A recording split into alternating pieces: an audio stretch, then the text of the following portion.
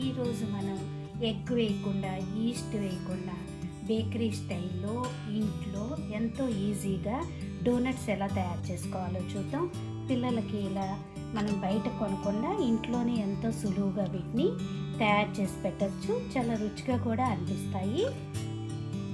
నా వీడియో చూడబోయే ముందు నా వీడియోస్ మీకు నచ్చినట్టయితే లైక్ చేయండి, షేర్ చేయండి, కామెంట్ చేయండి. మరిన్ని వీడియోల కోసం వనీ వంటిల్ని సబ్స్క్రైబ్ చేసుకోండి. చూడండి, డోనట్ ఎంత టేస్టీగా అనిపిస్తుందంటే సాఫ్ట్గా, చాలా రుచిగా అనిపిస్తుంది. తిన్న కొద్దీ తినేయాలనిపిస్తుంది. ఒక మిక్సింగ్ బౌల్ తీసుకోండి. దానిలో 1 కప్పు మైదా పిండి వేసుకోవాలి. 1 teaspoon baking powder, 1/2 teaspoon baking soda, చిటికెడు ఉప్పు, పించ్ ఆఫ్ సాల్ట్, 2 టేబుల్ స్పూన్లు గట్టి పెరుగు, 1 టేబుల్ స్పూన్ బటర్ మీ దగ్గర లేకపోతే ఆయిల్ని కూడా వేసుకోవచ్చు, 2 టేబుల్ స్పూన్లు పంచదార.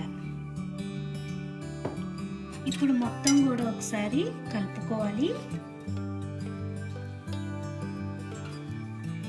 మొత్తం ఇలా కలుపుకున్నాక దీనిలో అవసరాన్ని బట్టి కొద్దిగా పాలను, ఒకేసారి పోసుకోకుండా కొద్దిగా పాలను వేసుకుని గట్టి ముద్దలాగా కలుపుకోవాలి. పిండిని కలుపుకున్నాక చూడండి, ఇంత సాఫ్ట్గా ఉండేట్లు కలుపుకోవాలి. ఇలా కలుపుకున్న ముద్దని గిన్నెలో పెట్టి మూత పెట్టి గంటన్నర నాననివ్వండి. గంట తర్వాత పిండి నానింది కదా, వీటిని ఇప్పుడు నానిన పిండిని నిమ్మకాయ సైజ్ అంతా ఉండలుగా తీసుకుని క్రాక్స్ అనేది ఏమీ లేకుండా ఇలా రౌండ్గా చేసుకుని పెట్టుకోండి.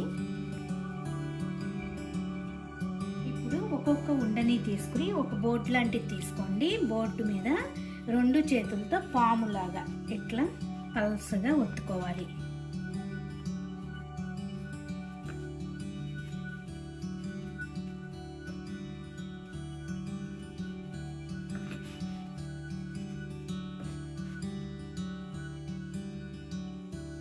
ఇలా ఒత్తుకునేటప్పుడు కొంచెం ఎక్కువ పిండి అవసరం లేదు. పూత పిండి, కొద్దిగా పొడి పిండి వేసుకోండి లైట్గా. అప్పుడు అతుక్కోకుండా ఉంటుంది మనకి.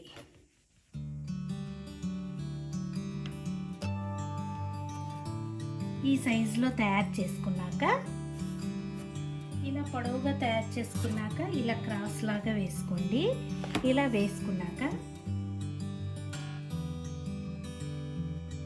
దీన్ని ఈ కింద నుంచి పైకి ఇలా అనుకోవాలి.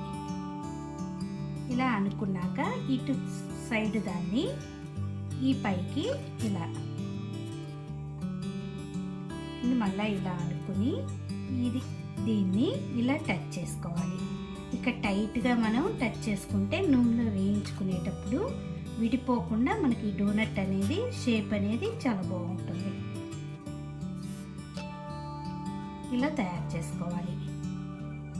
ఇంకొకటి ఫోల్డింగ్ చూపిస్తాను. ఒకదాని మీద ఒకటి ఇలా క్రాస్గా వేసుకోవాలి. ఇలా క్రాస్గా వేసుకున్నాక ఈ పిండిని పైకి ఇలా అనుకోవాలి. ఇటు నుంచి వచ్చిన దాన్ని ఈ విధంగా అనుకుని ఈ 2 కూడా మనం టైట్గా నొక్కేసుకోవాలి. చూడండి, ఇలా అన్నీ కూడా ఇలా రెడీ చేసి పెట్టుకోవాలి. ఇలా అన్నీ రెడీ చేసుకున్నాక స్టవ్ చేసుకుని బాండీ పెట్టుకుని డీప్ ఫ్రై కావాల్సినంత ఆయిల్ వేసుకోండి. ఆయిల్ వేడయ్యాక ఫ్లేమ్ని లో ఫ్లేమ్లో పెట్టుకుని వీటిని వేసుకుని వేయించుకోవాలి. మరి ఆయిల్ ఎక్కువ వేడైపోకూడదు.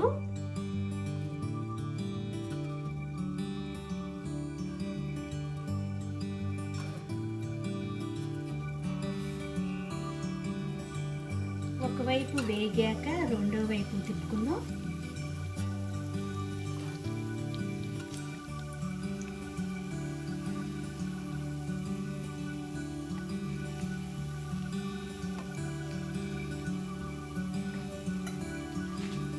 వైపులా కూడా చక్కగా వేగిపోయినాయి. ఇలా వేగాక వీటిని ఇట్లా గరిటలో తీసుకుని ప్లేట్లో పెట్టుకుందాం. మిగతా అన్నీ కూడా ఇలాగే వేయించుకోవాలి.